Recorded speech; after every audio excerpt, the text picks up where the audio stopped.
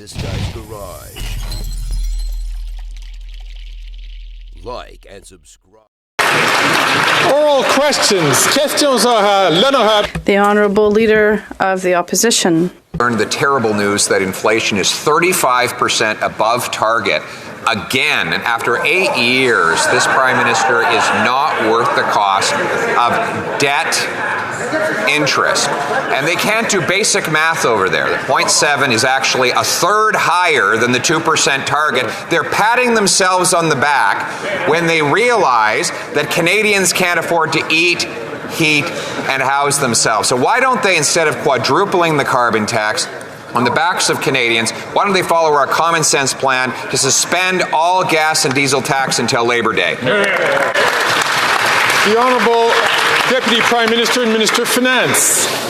Mr. Speaker, the Conservative leader has quite proudly and publicly called for the Governor of the Bank of Canada to be fired. But maybe it's the Conservative leader who should lose his job because he just revealed his astonishing ignorance of the Bank of Canada's inflation target. The Bank of Canada has a target of between 1% and 3%. And for 4 months in a row, inflation in Canada has been within that target. The Honourable Leader of the Opposition. The Minister doesn't even know that the target is 2%, and perhaps one of the reasons why she's missing the target because she doesn't know what it is. It's the same thing with interest rates that we're paying on national debt. They've said that doubling national debt is an issue because the interest rates were so low. That's why I suggested setting the rate with 10 or 30 years with bond rates when the rates were so low, like we do with mortgages. But the incompetent minister did not do this, and now we're going to pay more interest on the $400 billion that will be renewed this year. Why? The Honourable Minister of Finance. Mr. Speaker, the reality is that the Conservative leader is very incompetent. The only thing that he plans to do, is to criticize Canada and Canadians, to criticize our wonderful country. The reality is that the inflation rate is down to 2.7%. This is very successful for our country, and all members should be happy with this. Thank you. The Honourable Leader of the Opposition. Not only does the incompetent finance minister not know the inflation target, she doesn't know that you lock in low rates when you have the chance. Remember, the Prime Minister was saying, don't worry, we can double the national debt because interest rates are low. Yep. Glenn, problem is, I told him at the time that they should lock in those rates for 10 years or 30 years with long-term bonds. It turns out they didn't do that, and now $400 billion of that debt will roll over into these higher rates, forcing Canadians to spend more on interest than on health care. Why did he hire the worst mortgage broker in the world to be our finance minister?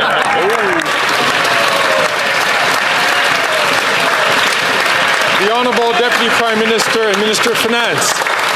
Mr. Speaker, it's clear that the Conservative leader is in a grouchy mood today. And I think we all know why. The only thing he knows how to do is talk down Canada. And what he just cannot bear is the reality that thanks to our fiscally responsible economic plan, inflation is at a 3-year low. That's right. Inflation has been within the Bank of Canada for 4 months in a row. That's good news for Canada and Canadians. That's right. The Honourable Leader of the Opposition. Think that you pay down debt by borrowing more, that you stop inflation by printing money, and that you fight the drug overdose crisis by legalizing hard drugs. So at least they're consistent in their irrationality, Mr. Speaker. But now they've been forced to backtrack right before the election on their legalization of hard drugs because Canadians are revolting against the policy. Today we have a motion that will be voted in the House to permanently ban hard drugs. We all Will this government vote for that motion, or will they admit that they plan to legalize drugs again after the next election?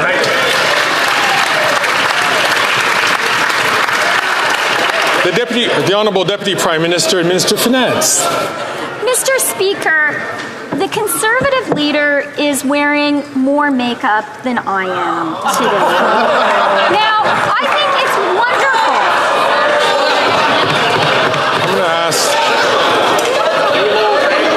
colleagues.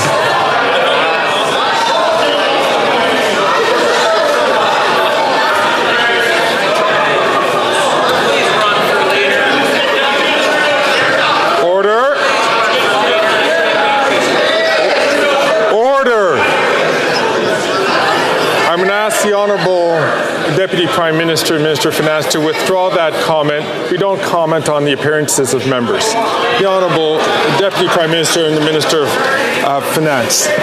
Mr. Speaker, I'm sorry, I withdraw that comment. Can continue with her. She has 25 seconds left on the clock for her answer. The fact is, Mr. Speaker, the Conservative leader is phony all the way through. He is phony when it comes to his concern about the economy. All he can do is talk our country down. And he is phony when he talks about his concern about the opioids crisis. He tries to score cheap partisan points. It's just not right, Mr. Speaker. That's right. Most Canadian families will struggle just to be able to afford their yearly summer road trip. That's because his carbon tax has helped push the cost of fuel up to record highs. Now, Conservatives have called for a common sense plan to axe the carbon tax and all federal taxes from fuel from now until Labor Day. That would save about 35 cents a litre. Will the government adopt our common sense plan so Canadians can afford their summer road trip? The Honourable Deputy Prime Minister and Minister of Finance. Mr. Speaker, I'm so glad that the Conservatives are raising questions about the cost of living and the lives of Canadians, because it gives me an opportunity to point out that inflation in April was 2.7%. That is the fourth month in a row that inflation has been within the Bank of Canada's target range. And for 15 months now, Mr. Speaker, wage increases have been outpacing inflation. That helps Canadians. The Honourable Member from Regina Capel. That's the Liberal message, that Canadians have never had it so good. The carbon tax is failing, except at driving up the cost of everything. Actually, the government is succeeding very, very well at driving up the cost of groceries, home heating, and of course, fuel. The carbon tax is sending millions of Canadians to the food bank for the first time, and it's pushing the cost of simple things like driving to your favorite family vacation spot out of the reach of hardworking Canadians. While the Prime Minister gets to stick Canadian taxpayers with the bill for his exotic vacations, Canadians are struggling just to scrape enough to take their family on a trip. Why won't they adopt our plan and take the tax off of fuel for the summer? The Honourable Minister for Natural Resources and Energy. Thank you, Mr. Speaker. I would encourage my honourable friend to actually read the work that was done by 300 economists across this country, which says unequivocally that 8 out of 10 Canadian families get more money back in the rebate than they actually pay in the price on pollution. That is addressing affordability, and in fact, Premier Smith herself said she got more money back for her family than she paid. If he really is concerned about affordability, though, I would encourage him to go to talk to his friend Premier Smith, who just increased the gas price by 13 cents, and did so with no rebate and no accounting for affordability.